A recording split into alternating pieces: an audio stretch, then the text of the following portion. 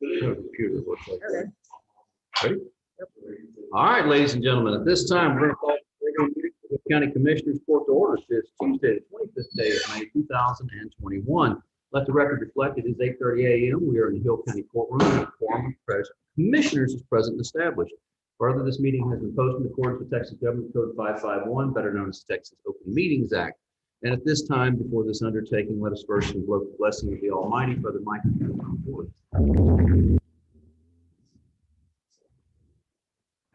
Our heads. Heavenly Father, thank you for this new day, for your abundant mercies. They're new every morning. Lord, I want to thank you for the privilege that we have of serving the people of Hill County.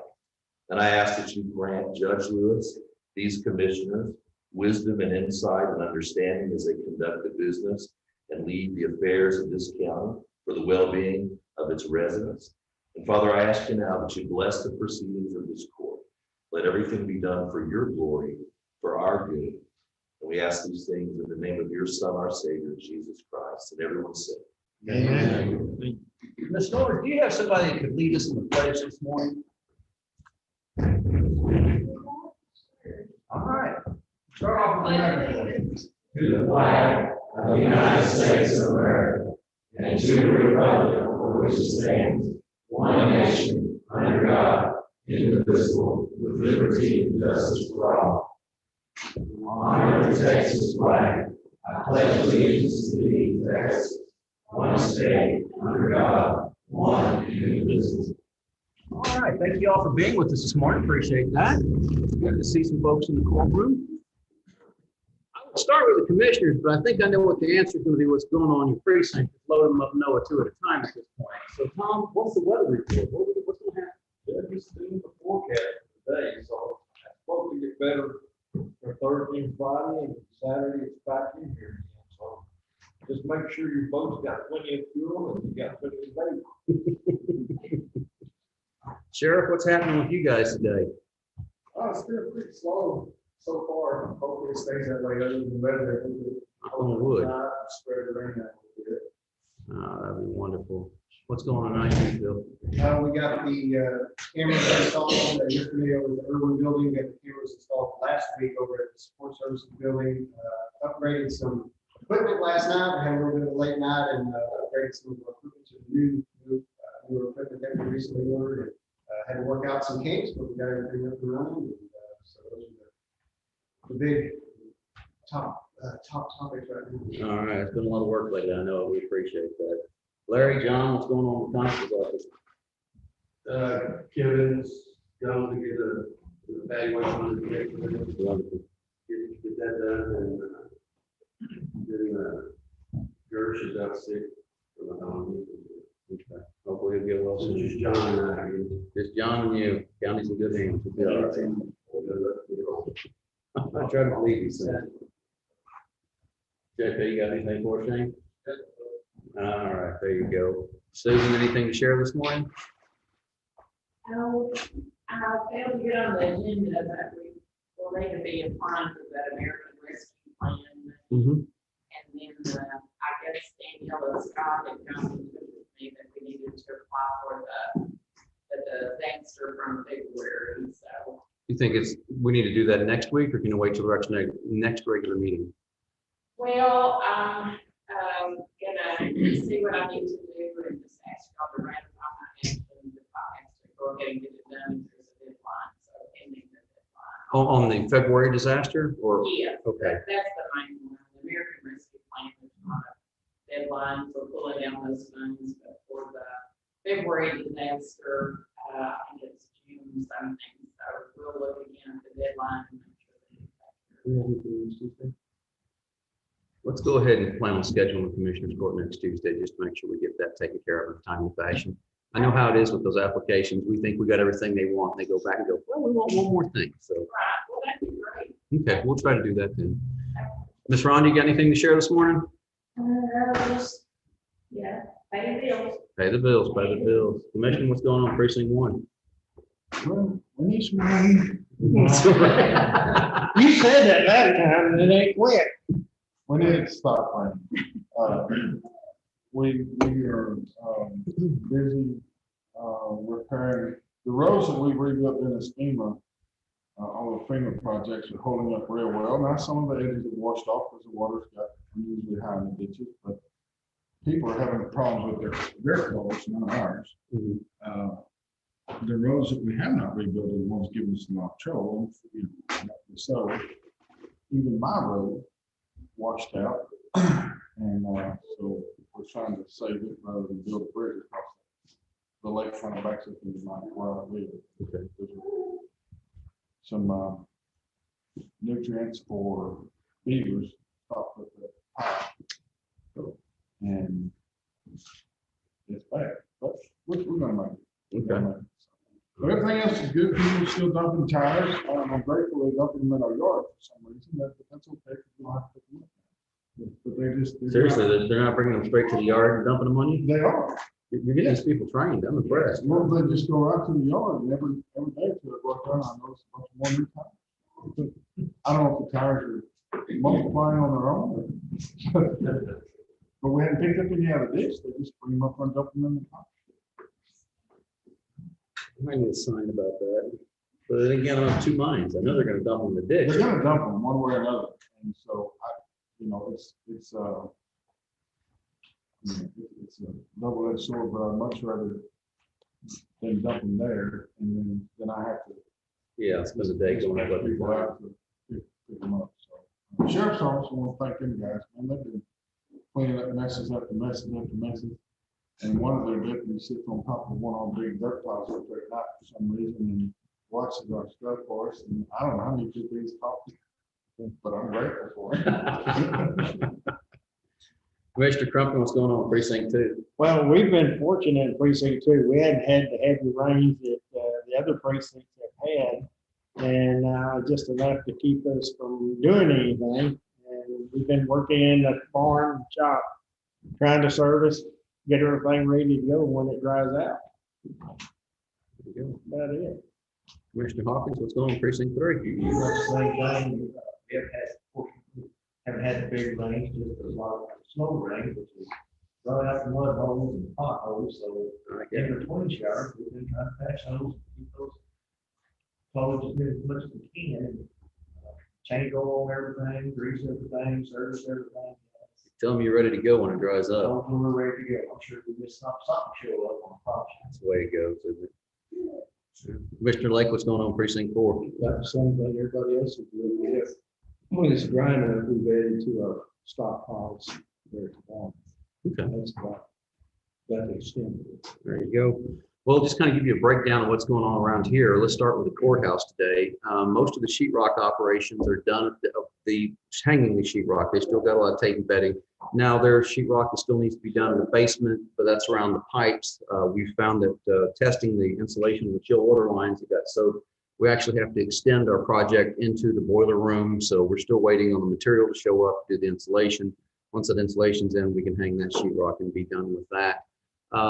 They're moving pretty quick on the rest of the building as well. The spray foam is finished on the 4th floor. The ceiling's back in. I don't know any of you got a chance to see that monstrosity of the scaffolding they put up. Those guys have got that down cold. They put it up in a day. They took it down in a day. No playing around. We managed to consolidate Connex containers and get this one Connex out of here, the shipping container that was taking up some space. So that's good. We've kind of now consolidated all of our operations to the north side of the building. And this week they are framing up the wall around the stairwell in the 4th floor in order to finish that insulation job and try to keep things like what happened from ever happening again, then freeze again. So a lot of things going on here. Over at the Covington Street Annex, we saw the initial outside drawings, and it doesn't even look like the same building than what they're planning on doing. It's not a huge change, but it's enough that visually it does not look like the same building. And we've got what looks to be one of the final drafts of the inside layout that Martin brought over to me yesterday from the architects. And it's really a neat layout. It gives us a lot of room in there, a lot more than I thought we would. And I'm pretty impressed with what they're offering. So those projects continue to move along. We're waiting for some estimates from the architects so that we can start talking numbers amongst this court and what we do. Oh, speaking of talking about numbers, guess what time it is? Here in a couple of days, you'll be getting the budget letter from me again. Yay, said nobody ever. You know, it's budget time, folks. We're already looking at it. Obviously, there's not a coincidence you have this in front of you today. I know as much fun as it always is. We're going to get through it like we always do. We're working together and putting our common goals ahead of our individual goals. I think that we can make a pretty good budget this year, and we'll get further into it. We'll talk more about it. Other odds and ends we've got, still waiting on some bids in some other places. We've been pretty busy from our standpoint. Probate court has doubled up. I don't know what Nicole's doing over there, soliciting more business or what. We've had more probates than we've had in years.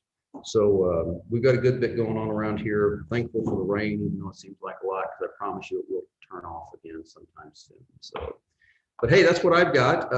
Before I go to ESD number 2, though, we have some guests with us today. And Ms. North, do you want to introduce our guests? Oh, well, forgive me. Thanks. Well, you guys can tell me earlier. Yeah.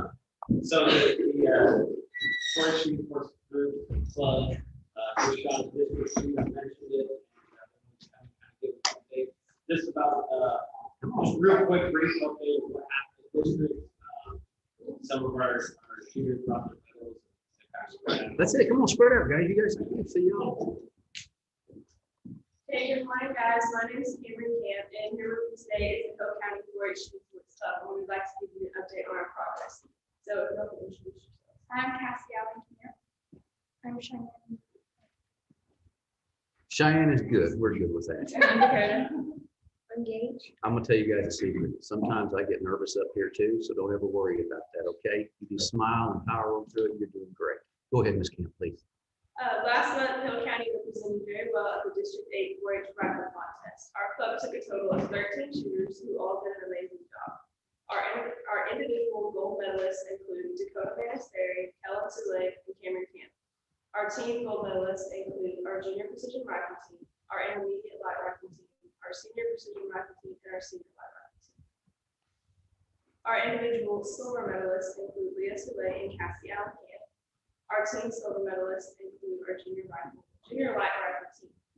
And finally, for the Bronx Awards, our individual bronze medalist was Cameron Camp, and our team bronze medalists include our intermediate light rifle team.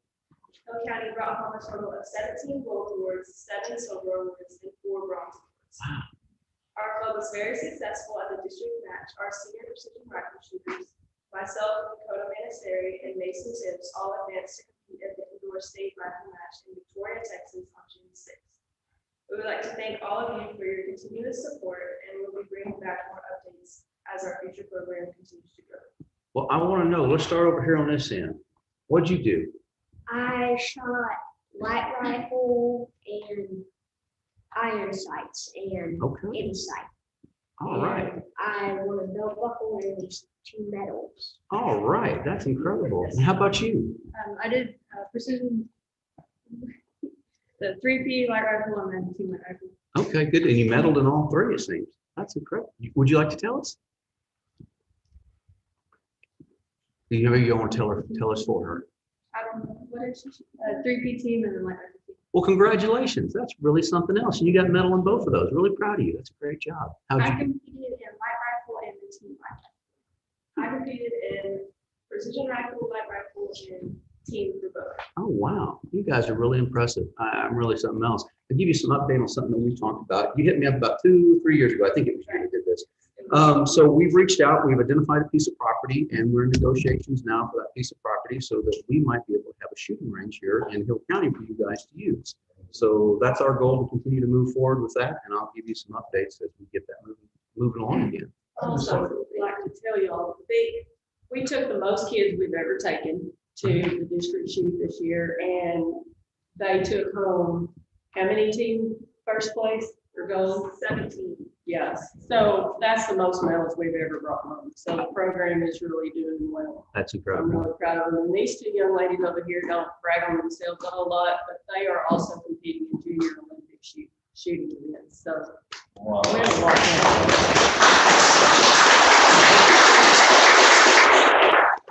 I just have one complaint. I wish they would televise this on Facebook Live. I enjoy it. I guess Shane posts videos of it, and it's amazing to watch those girls. They get on through they're shooting a long way. It's like, wow. It's impressive. It's awesome. That would be amazing. Well, Coach, congratulations.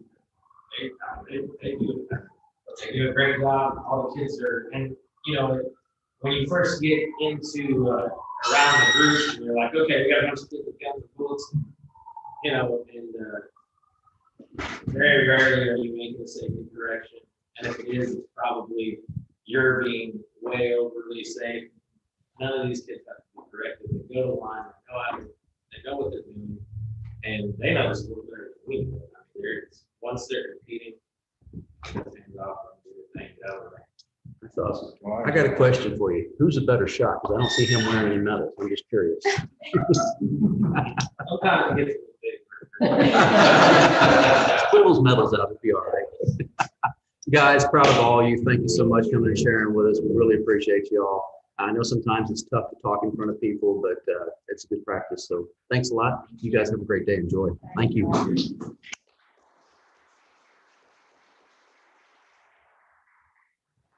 Mr. Goins with ESD number 1. Tell us what's going on today. Well, I have drove this county, I have looked around this county, and it scares me to death of the population growth that we're having. Yes, ma'am. Yes, sir. We have 18 fire departments in this county, 16 volunteers, two fire departments have opted out of ESD. We still contract with them to handle their whole fire. Mm-hmm. We have been able to handle our calls in this county ever since I've been on this board.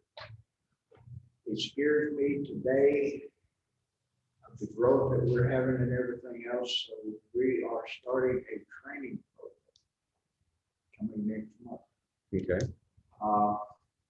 We're going to teach them things that they should be. They already know these things, but they're not doing. We will teach them tanker shuttles. We will teach them how to operate with tankers. There is not out of the 18 fire departments in this county, there is not a standalone fire department here. Everybody has to have help. Mm-hmm. We're going to train them with their neighbors, the ones that they will be using. We're going to change the way that some of the things are dispatched and everything else. If we can, we're going to do the best we can. We're going to get them off the radio and put them under NIMS like they should have been. The fire chiefs, my first meeting will be with all the fire chiefs and the assistant fire chiefs coming up within the next 3 weeks. We've got a bunch that are on already. We've been talking about it in our meetings and everything else, and we have a good following. I have 3 paid fire chiefs that are instructors that's going to help us with instruct. Hillsborough, Whitney, and Covington fire chiefs have all signed board and everything else to do all the work and to help us out to get all of this done. And hopefully, by the time the growth gets here, we will be able to have it. Our next problem is we have 3 or 4 fire departments that are my age. In 3 years, I got one that's got a 77-year-old chief. He's got a member that's 3 years older than him. I lost one fire chief out of Woodbury because George got to where he couldn't handle it anymore due to his age. This is our problem. Young people during the day, we do not have any young people during the day because they're trying to make a living. So we page out just as many fire departments as we can, so that we can get somebody to show up. And we're trying to get young people in, but they don't volunteer. Some of them we don't want. But that's where we stand right now. It's a problem we've got to overcome in the next few years and everything else. And that's where we're working forward to. Well, I appreciate you guys looking forward and making some planning about what's going to happen, and what's coming in the future here in Hill County. Sir? I appreciate you guys planning on what's going to happen here in the future and trying to prepare for it now. I know it's tough to find people to volunteer. We have difficulties, people trying to live their lives and make a living, and it takes both parties in the family working nowadays to make ends meet sometimes. So I appreciate everything you do. Thank you for your service to the county and the ESD board. We have to, Judge. It's scary when you drive around and see all the houses going up, and it's scary because some of the houses are hiding up in the trees, you can't see them. You see a little driveway going back up there, but you don't know what's up there. So this county, I used to think it was going to take 3 to 4 years, but I think it's only going to get down to about 2 years if we're going to go over. It's going to be pretty quick. I mean, population growth that we've seen from our own internal numbers, from 911 addresses to sign, things along that line, it's definitely a factor of 10 over what it was in previous years. Yeah. You know, in the last 2 to 3 years. Like I said, we've been able to handle it up so far, but the future is a scary situation right now. I appreciate it. Yes, sir. I had a cousin that was over fire department out in El Paso in a remote area. There was really not much population at all, but they have a lot of brush fires and they're constantly busy with this stuff that's the desert on fire. And they had the same problem with volunteers. And he did something that was pretty ingenious to me. He had like a job fair, put on a job fair in town, not during any other time where there was parade or anything going on, but nothing but the job fair for the fire department. The fire department went up there and cooked hot dogs, hamburgers and stuff, put an ad in the paper, and he got an overwhelming response from people wanting to volunteer. That may be something, you know, I know from, you know, I've been with forever. We've both been down this road for years. And our problem is going to be this: the people coming in here do not understand volunteers. They do not understand fundraisers. All they know that when I dial 911, somebody is going to show up. Even though we're volunteers, when we show up on the scene, they expect the professional service that we're supposed to be giving. Absolutely. The difference between us and a paid fireman is he gets a check and we don't. Yes, sir. And the fundraisers, as we know, years and years ago, everybody come out to support the fire department. And it's a matter of they come out to get good deals and they get their food, they go home, and that's it. You don't see them until the next fundraiser. I've seen them change the way they run those fundraisers the last couple of years, especially where I live on the southwest side of the county. And I've seen that change and brought out a much bigger audience than it did previously. I think the way that we do things is going to have to change when it comes to those to get the folks to come in.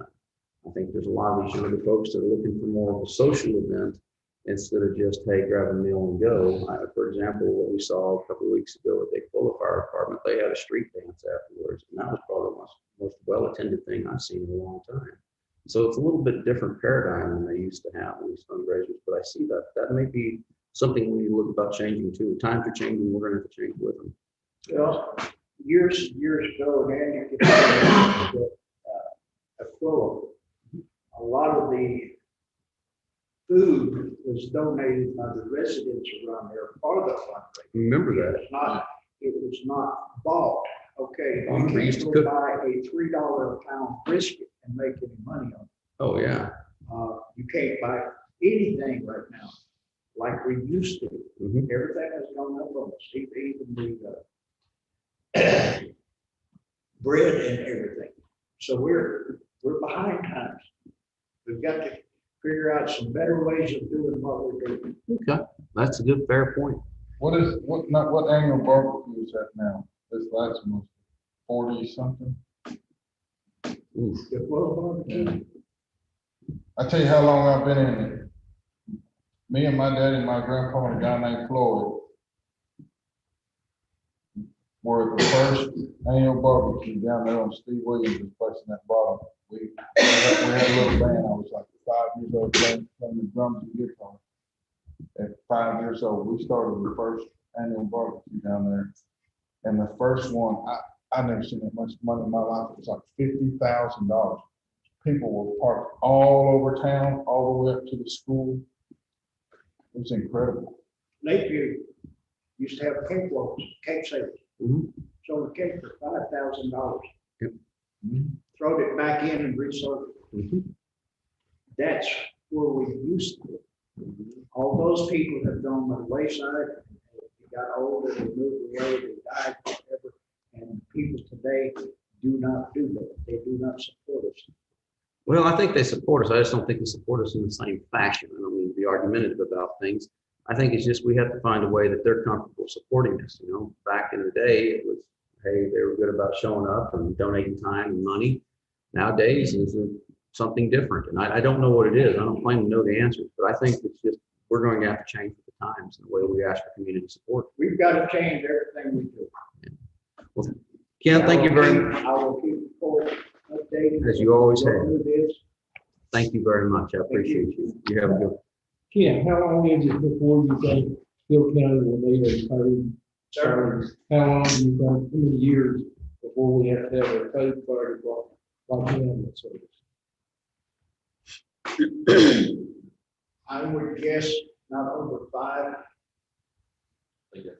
Somewhere along the line, we're going to have to do a tax increase. We are still at 3 cents, but with the rate increase of the houses and everything else, we will talk about last year, we could not put 3 cents out. This year it will be less that we can get, but we will get a little more money. But to do a paid department, I'm not talking about a full staff paid, I'm talking about somebody that can, 2 people at several stations throughout the county that can respond during the daytime when everybody else is at work. White Glove has many people on it. They're old. By the time they get a truck, get a call, get a truck, go get on scene, they need to be replaced because they're wore out. And the young people, like I said, do not volunteer for this. This was discussed a long time ago about the pay people, and it's going to come to that.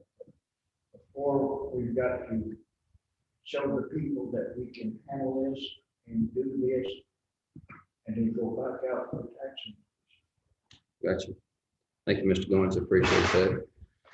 All right, so moving on into our agenda this morning, we have this time for open forum. If you hadn't had a chance to talk and your subject is not on the agenda and you want to talk, now's your opportunity. Oh, okay. Just one quick thing, just for the record. Yeah. Friday will be the last day we offer testing at the fairgrounds. Yes, thank you. I completely forgot about that, Tom. Friday will be the last day that we offer COVID-19 testing at the fairgrounds.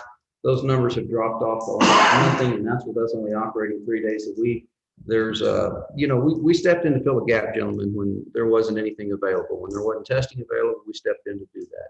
When there wasn't vaccinations available, we stepped in to do that. But I don't know that the local government's rightful place is to be in the medical field. So we're taking ourselves back out of medicine. Our take was we were there for the emergency, but now I hear advertisements on the radio this morning from the clinic in Whitney, from the hospital over here in Hillsborough, to you name it, you can go to your doctor's office and get tested. You can get the vaccine at your doctor's office. You can get it at the hospital. You can get it at the clinic.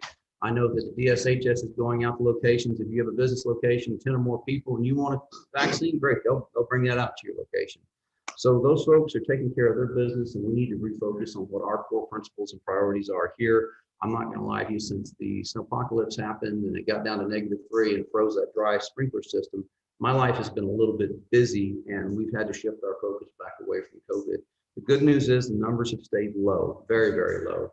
The bad news is still don't really trust the numbers that much. I'm sure they're close, but I'm not going to say anything's accurate. It's not that I suspect the government. I mean, we're government's made of people and we're fallible. That's all there is to it. So they've tried, and sometimes they just didn't meet the goal they obtained. Or set for themselves. I didn't obtain the goal they set for themselves. All that being said, I think it's time for us to pull ourselves back from that. So our last day will be this Friday. And if you have trouble though, in the future, let us know. We'll direct you to the right source, but as for our day-to-day operations, we will be wound down at that point. So, okay, moving along to our consent agenda. This morning, we have actions on minutes of May 11th, 2020, May 18th, and 25th, and action on payroll of May 21st, 2021, and then action on monthly report for disbursement. So that is the consent agenda. Second. All right, there's a motion and a second to approve the consent agenda as presented. Is there anything we need to pull off for individual discussion? Hearing none, I'll call the question. All in favor, say aye. Yeah. Aye. All opposed, any abstentions? The motion shall carry. I'm gonna start passing around all the orders and bills and. There's the payroll.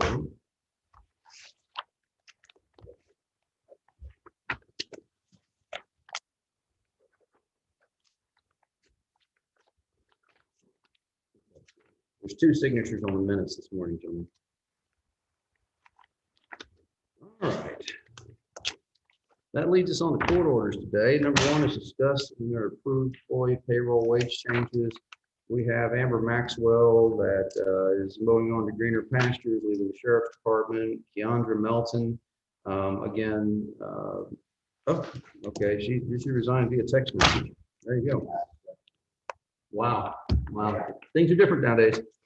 Tara Heckman, again, no notice resignation. Brian Orban, he's going to retire for many years as a Hillsborough PD and worked for us for goodness, how long now? 8 years? With us, January. Oh, wow. So we'll wish him well in his retirement. Kelly Allen's moving on to greener pastures. Noe Moreno is looking to step up in the world. Jillian Bracken is providing part-time service for us, and I think she's going back to school now, so good for her. Gage Hightower, same thing. Brandon Reed is a new hire at the Sheriff's Department. We have John Campbell. That's our new, we're calling him the warden, aren't we? Yeah, it was a formal word. So he's not going to get offended if I start calling him the warden, because that's totally how I'm going to remember that guy. Okay. Okay. All right. So the warden's on board. Kathy Smith is changing departments, going from district clerk to 911. So that is the payroll and wage changes for May 25th, 2021. Make a motion approved. Motion, second. Any further discussion? If not, I'll call the question. All in favor, say aye. Aye. All opposed, motion carries. Number 2 and number 3, I don't have anything for you, gentlemen. I'm leaving those surplus salvage property on the agenda for the next couple of weeks as we clear out the mess that is our mess. Can I add some stuff onto it next week? Yes, sir. Bring me a list. I'm happy to help. Monthly bank balance report for January, February, March, and April of 2021. We got monthly bank balance for January 21, started off with $3,319,277.19, into the $4,302,309.09. Opening for February, same amount. Closing for February was $10,080,983.99. February is our heavy tax collection period. March, we opened with the same number of 10 million change and then closed with $9,492,239.38. We opened the same monthly number on April and closed with $8,815,134.80. And those are the bank balance reports for January, February, March, April 2021. Motion is second to approve the bank balance report for the 4 mentioned months. Any questions? Hearing none, I'll call the question. All in favor, say aye. Aye. All opposed? Any abstentions? Motion carries. There's 5 places to sign in this thing. So that's what's taking us a second.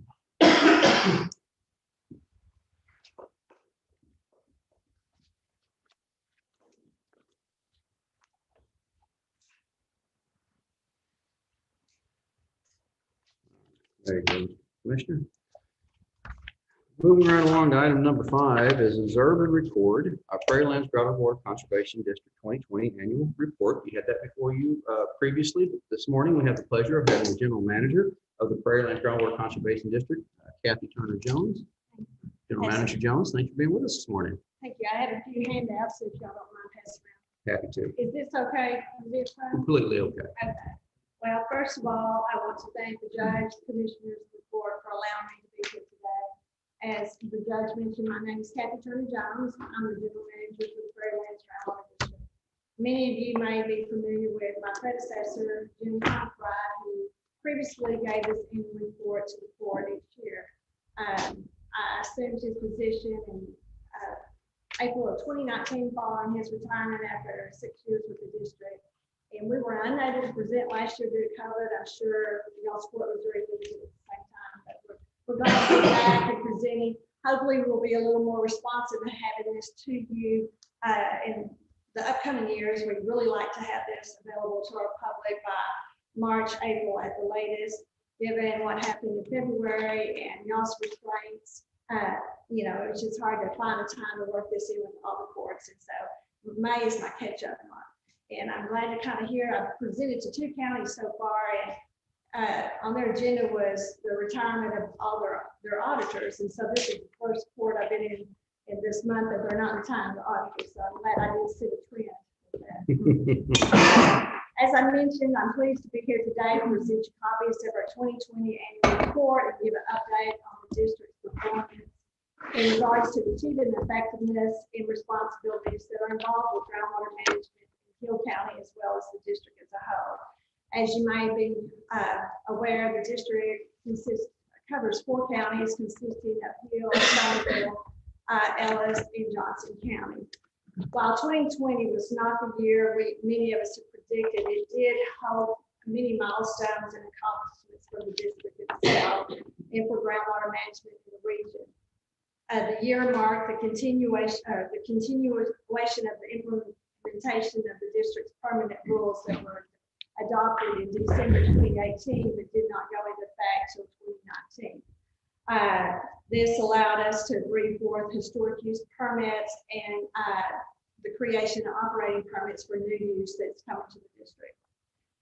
Throughout 2020, the staff and the directors worked to identify improvements to support the district efforts in managing our groundwater resources. And as a result, the board of directors adopted amendments to these permit rules last November. These amendments clarified well spacing regulations and calculations, the ability for contested case hearings for spacing of exempt wells, change of ownership provisions for public water systems, the elimination of early payment incentives and inflation discounts in favor of an up to 20% refund for conserved water, establishing fees by resolutions versus costly public hearing, and changes to increasing the meter verification guidelines, as well as other non-substantive and conforming changes. As you might probably aware, and as we have it in our annual report, the district is governed by an 8-member board of directors. Hill County has representation on it with 2 seats, those being Charles Beseda as well as Kent Smith. Kent Smith will be up for reappointment this summer. You should be receiving a notice from me of that appointment process that I think the deadline to submit back to the district is sometime in July, but that'll all be in the letter, so I'll get that to you shortly. The district also welcomed a new board member to the district in January of 2020. John Curtis was sworn in to represent Somerville County. He replaced Dennis Aronakis following the passing of Dennis Aronakis unexpectedly, who was a longtime Cleveland resident. We're glad to have John Curtis on the board.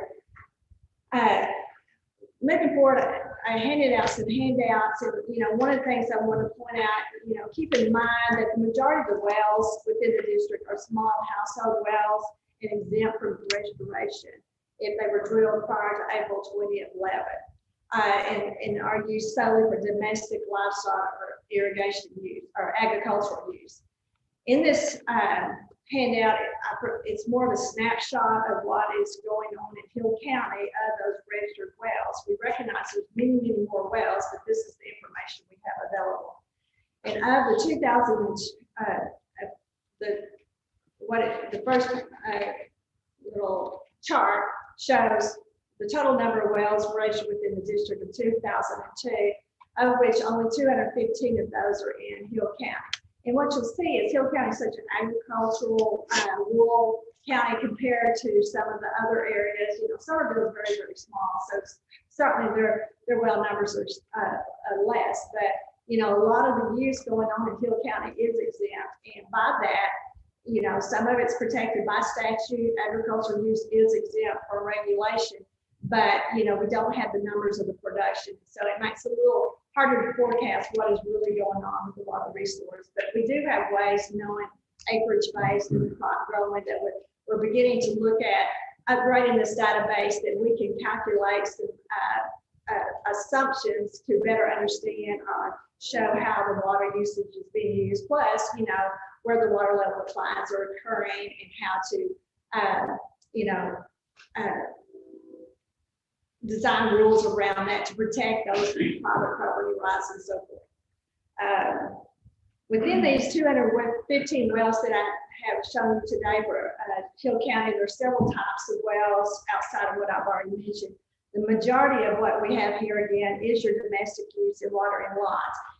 I mentioned that prior to 2011, they were exempt from registry. This is just wells that have now come into the database. So under our rules, if you drill a new well in Hill County, you do have to register it. The driller does, or the landowner does. It doesn't require it to report the usage to the district or pay a fee on it. It's just we register it, that way we have the location and can identify and also protect it from any other new uses coming in around it that might be potentially poaching on that water. And then the next largest is the municipal public water systems, and we have approximately 69 of those wells in the county. Looking at the production usage, which is one of the other charts provided, production usage for non-exempt wells reported to the district overall saw a near 1.9% increase in groundwater production from 2019 to 2020. From the chart I provide, you'll see a slight increase in the public water system in 2020 from 2019. And that is largely due to, with our rule changes in 2018, all public water systems are now required to report meter readings to the district. Prior to that, if they were under a certain size, they were exempt. So we had some systems that might have more than one well. One would be less than 17.36 gallons per minute. It wasn't required to report the pumpage on it, but it was on others. So we've kind of brought them all into the same fold where we're getting better information from the public water systems. And so I contribute the majority of that change from 2019 to 2020 to that rule change. We are seeing, as has been mentioned here today, the growth is going to be forcing these systems to use more water. They're looking at alternative sources as well. They know that some of their wells are not going to be capable of keeping up with the growth. It's not that the rules are not allowing them necessarily to have more water. It's just not available in some areas. The other increase that you saw was in water associated with pond and surface impoundment. I questioned staff when I saw that huge jump from 2019 to 2020. And that's largely due to one entity, which is Dyna Energetics. They became more operational. They drilled wells in 2018, but didn't really put them into production to barely 2019, but full production in 2020. So there was a huge increase from that time period. I'm sure y'all are aware of what that industry does. Oil and gas, they produce explosives for perforating casings for oil and gas wells. So again, while 2020 presented many challenges, the success of the joint planning process among groundwater management Area 8 is a testament to the commitment and dedication of other groundwater districts in this area as we work together to conserve and protect our groundwater resources. Prairielands and these neighboring districts work together collaboratively through Zoom meetings and to keep up with considering and develop what we're required to do, which is develop these desired future conditions that we must do every 5 years that go back into the state water plan. The proposed DFCs were approved by the district back in November of 2020, and we are past the public comment period. We're working on putting that information, what is required of an explanatory report, and then goes back out for public comment, so forth, that will be occurring this summer. Other efforts by the district included planning and development of the district's new groundwater management database, public outreach, educational events, and growing the district's monitoring well program. We realize we need more monitoring information. There's areas where there's holes in the county. We may be looking at working with agreements with the county and stuff where we put in a monitoring well that doesn't really produce, it just measures the facts of the groundwater usage in the area. And that way we can start developing decline maps. And, you know, we find that the users are very interested in knowing where this is occurring. They need to know where the wells are. Are they going to have that water for that crop that they're producing? So forth. We'll definitely reach out to us and we'll be interested. Okay. That's one of the things that's on our radar. We're coming up with a scope on how we move forward on that so we can have a budget. We need to, you know, put in those wells, but it'll be a big project for us in 2022. Our office has also welcomed new staff members to help work with our expanded programs that we're doing. You know, in addition to that, the district did see the completion of our new office building in September 2020. We're very proud of that. Hope to have y'all come by and see that building. We feel like it's a great asset to the community and to the district.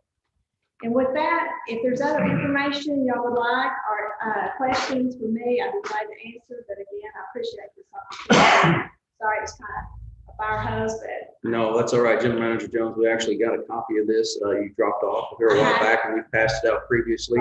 So we got a chance to review it. It's just amazing the amount of data you guys have been able to collect.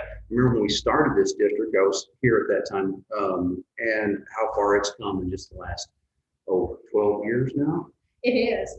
We celebrated our 10-year anniversary in 2019, so we're right at 11 years. Yeah. Very I exciting. have a bunch of subdivisions going in and people are asking me about drilling wells. Do they need permits? Do they need to contact somebody to let them know? They Should I will, refer them to you to? yeah, absolutely. They will have to register it if it is a single family household well. You know, the district does have a 2-acre minimum requirement on any developments that are platted after, I think there's a certain date, 2018. I apologize, I don't have it exactly. But, you know, that's one of the things that the rules did adopt is to try to minimize that impact on, you know, localization of overpopulating these wells. Right. Where you have kind of a immediate drawdown effect. But we're glad to work with them. The process is very simple, you know, can be turned around within a day if they have all the information. Okay. One of the things that, and I don't say this to criticize, but it's within all districts, and we're really trying to work with our appraisal districts and stuff. The CAD maps that we use, we get from the appraisal districts, and they don't always line up. And that causes a lot of, you know, back and forth trying to get those CADs to line up, because most of these landowners that are put in these developments, they want to put that well as close to the property line as possible to maximize their footprint within it. And there is a 50-foot offset.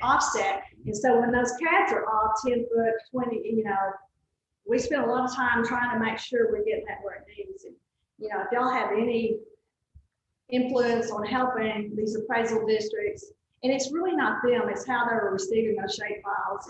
But I think there are some tweaking that can be done to make it a better resource for the public that does use it. We can see what we can do. All right. Any questions for the general manager? All right. Kathy, thank you so very much. Appreciate you being with us this morning. All right. Moving right along to County Auditor's report for FY 2020. I guess observe and record is what we need to do. Forgive me. We have a motion, a second, to observe and record the Prairielands Groundwater Conservation District report for 2020. All in favor, say aye. Aye. All opposed? Any abstentions? Motion will carry. Thank you very much. Next is County Auditor's annual report for FY 20. We'll start with page 1.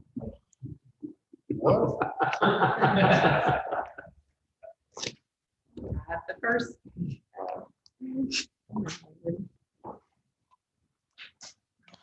Where did you break it? Thank you. A faulty one. Broke his table and We can't have nice things. You know how long I should work on that? It don't take long. Anyway, the first page is just my letter and the governing statute that requires me to submit the And then I have a table of contents, so we get past the table of contents. For those of you that don't have the book, I excluded the table of contents. But on page 1, as the judge said, that was our rates. For fiscal year 2020, we have the 2019 rate, and those were our certified totals, levy, collections were 96.9% on general and 97% on F and lateral. And sales tax was $2,326,392, which we will exceed that, I feel certain this year. The next page is just our debt. Of course, we refinanced this debt in November, but as of September, our current debt at September 30th was $2,595,000. The next page is our capital leases. While that debt is going down, our capital lease debt is going up. So, I can't believe that we're almost got that Odyssey software paid off. yes, this year is last year. Yes, ma'am. So Yeah. columns are a little wonky, but I think if you follow the 4 columns, we start with the beginning balance, the issued debt, payments, and balance at the end of September 30th. Yeah, we need to get that debt level down. The Odyssey, yeah, that will go off this year. And trying to think if we had any, I guess we'll have some more sheriff vehicles this year that have been ordered that haven't come in yet. Mhm. The page 4 is just the original budget. It's just there for, that's what we based our year on. Page 5 is actually how that all jived out. Beginning balance, that was our actual beginning balance for 19, actual revenues, actual expenditures, and ending balance. If you look down at the bottom, I've just put in total what those figures were for the final budget and the original budget. So our original budget, we thought we were going to start out with 22 million, and we ended up with 28 million. A lot of that is due to the different grants we received. Correct. And expenditures, the same, about 5 million of that is the grants, 23 to 28. Now, on this, and we'll talk about it a little bit more, we actually ended up, even though we encumbered about $1 million of the general fund, the coronavirus relief grant actually all went into 2020. Although we got 800,000 of it this year, it applied. We used expenses from 2020 to substantiate that grant. So anyway, our reserve fund balance is up due to that, but that is mainly due to that coronavirus relief grant. Yeah. Okay. Page 5, page 6 is just budget and actual, the final budget, revenues and differences as that came forward. We gained about $1 million there. The reserves, kind of flipping forward fast, our we budgeted that we were going to have right at 6 million in reserve at the end of the year. If you're going to page 7, and the second column, our actual reserve balance was 10 million. Yeah. So we were 4.7 million. So although 2020 was a bad year, we did not suffer. Yeah, financially, we're probably in some of the best shape I've ever seen, quite frankly. I mean, our ending balance on 9/30/20 in the general fund was $7.9 million. I never reached. Wow. Not bad for much sick people. Yeah. Yeah. The graph, those figures come from the information on page 9 and 10. Mhm. So it's just a piece of the pie on the sources of revenue. Okay. Ad valorem was 9.6 million, so that was 56.7% of our budget. Sales tax was 1.9 million to the general fund, because of course, sales tax, we percentage that out to the road and bridge as well as indigent health. That was 11.7.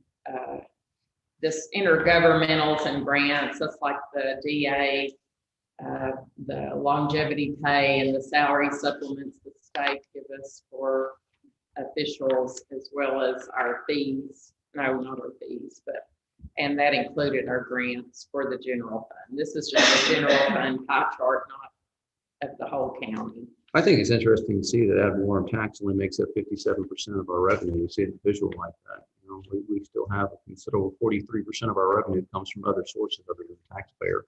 Yeah, that was quite hard. The expenditures portion, general and administration is up a bit, but that included the McKinstry, that included some one-time things that we don't usually have. So that's a little bit high for general administration.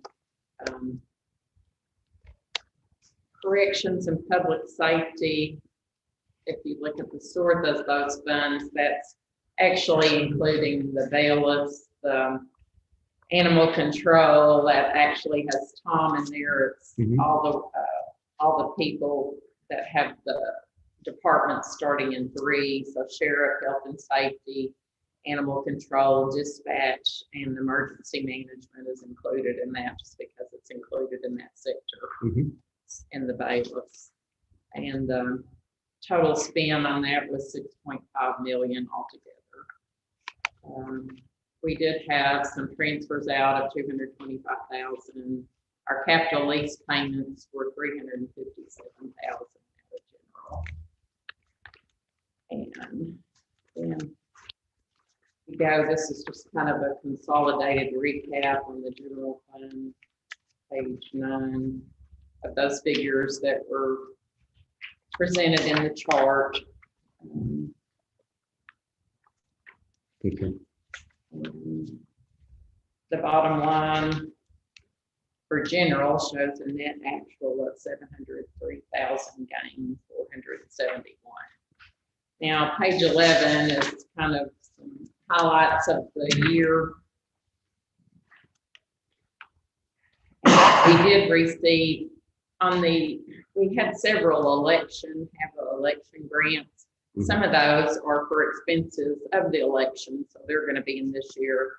And then the 120,000 covers it's going to be a partial payment of our election equipment. That's going to help us there. Like I said, the coronavirus relief was $1,113,000. The buying grant is it's just comes in and out.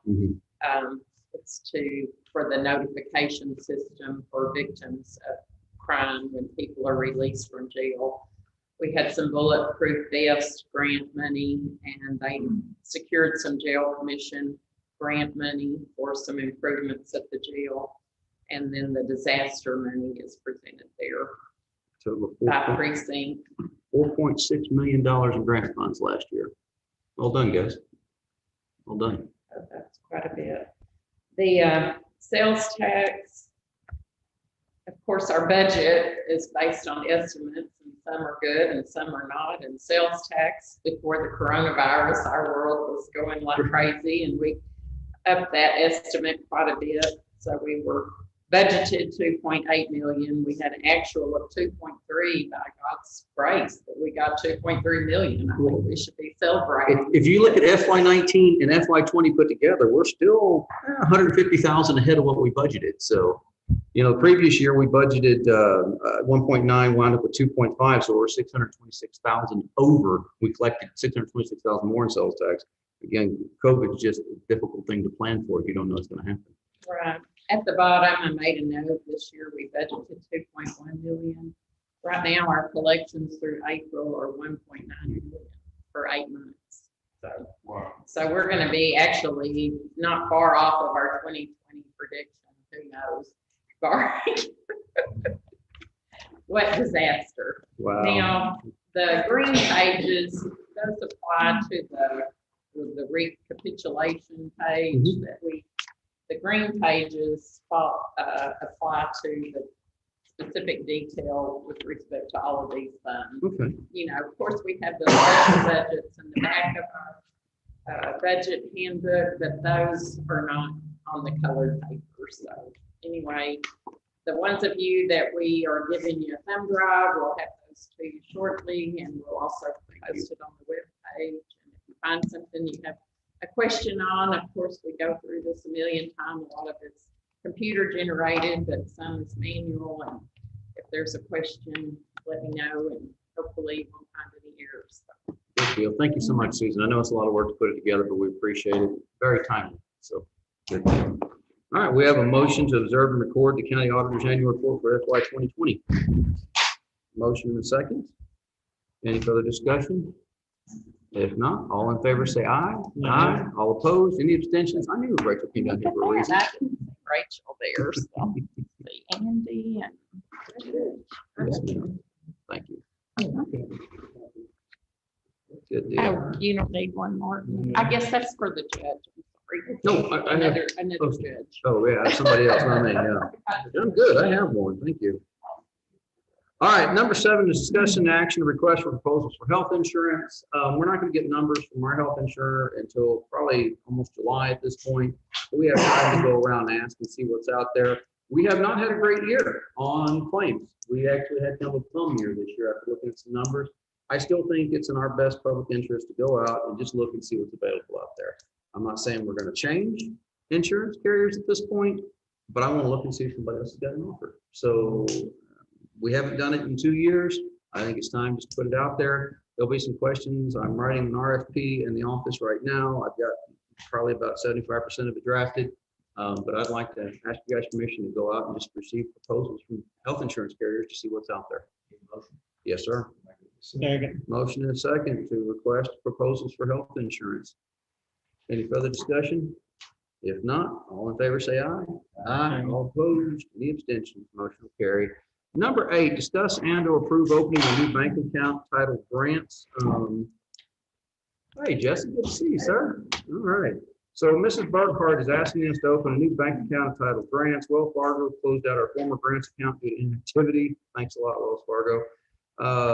So we're going to receive what we talked about earlier, the American Rescue Fund, which is a pretty sizable amount of money, several $1 million, quite frankly, and we'd like to keep it in a separate account.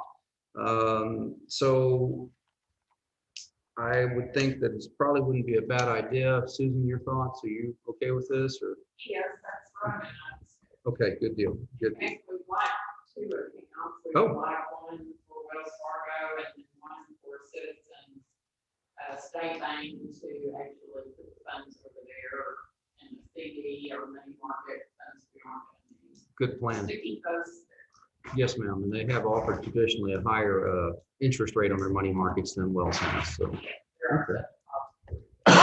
So I'll make a motion that we open 2 bank accounts for grants alone, one with Wells Fargo and one's with our sub-depository, Citizen State Bank. Motion and a second. Anything further? Any more discussion on it? If not, all in favor say aye. Aye. All opposed? Any abstentions? Motion will carry. Discussion of approved bonds. We didn't have any return to us, did we? Do we? Oh, monthly bank balance report again, second copy of it. Here we go. All right, bonds. We have Miss Jennifer Bond with JP number 2. We have. Okay, good. We've got Terry McElrath with juvenile probation.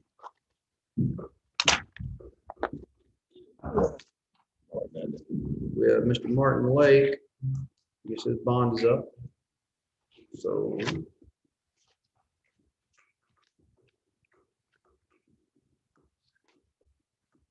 We have John Miller's bond, precinct 1. And all of them. That's it. That's what we got. Make the motion approved. Motion and a second to approve the aforementioned bonds. Any further discussion? If not, all in favor say aye. Aye. All opposed? Any abstentions? Motion carries. Number 10, discuss and approve an application for participation in the Texas LESO program. Sheriff, what do we got going on? Well, that's basically just, renewing what we already have, which is, yeah, weapons that we keep in our arsenal. So this is just. We're up in the 1033 program, just like we do every year. All right, this allows, go ahead. All weapons. Okay. Yeah.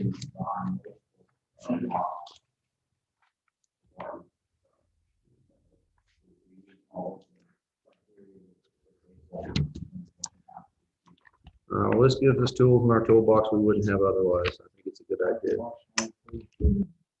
Commissioner Montgomery makes the motion. Commissioner Hawkins seconds to approve the application for participation in Texas LESO program. Any further discussion? If not, I call the question. All in favor, say aye. Aye. All opposed? Motion carries. I think there's 2 places for the sheriff. Yes. Okay, next we have, discuss an action regarding purchase of shelving to hold DA's records for support services building. There's no question that we're gonna do this. It's just where we're gonna direct the money from. We're looking at probably total $60,000 once we get the shelving and the fencing together on this thing. And that'll be the last bit of shelving, I believe, that we have to buy for the support services building. That'll take care of everything the DA has and room for plenty of growth in that office as well. In the future, it also puts a fence to, because they're felony records and they have to be somewhat separated. It'll take care of that amount as well. We've had Mr. Stahl with Southwest, who's done the others through the TIPS program. Really is the only option we've got. And we have had him in contact with Mr. Pratt. It seems like all parties are agreeable moving forward. Michelle, make a motion again. All right. Motion and a second to approve purchase of shelving to hold DA's records for the support services building. Again, this will be a one-time expenditure that is going to last us very, very, very far into the future and be well worth it. Yes, ma'am, capital outlay. Okay, anything further? If not, all in favor say aye. Aye. All opposed? Any abstentions? Motion carries. Gentlemen, I appreciate your attendance today and participating. We have a motion and a second